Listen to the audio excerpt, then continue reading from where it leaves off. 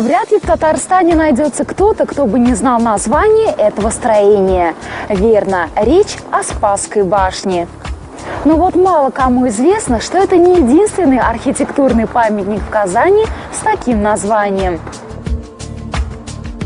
Знаменитое сооружение посреди Казанки тоже Спасское и не имеет ничего общего со своей тезкой, да и построена она была значительно позже. В 1552 году Иван Грозный при осаде Казани для руководства войсками выбрал возвышенное место на левом берегу Казанки. Разбил здесь шатер и водрузил знамя Спаса Нерукотворного. Отсюда и название. Вот как она выглядела.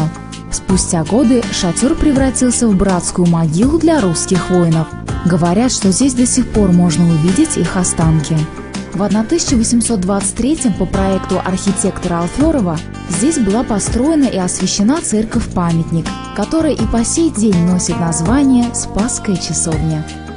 А если и вы знаете интересный факт о нашем городе, то звоните по телефону 537 89 89 и рассказывайте свою удивительную историю о Казани.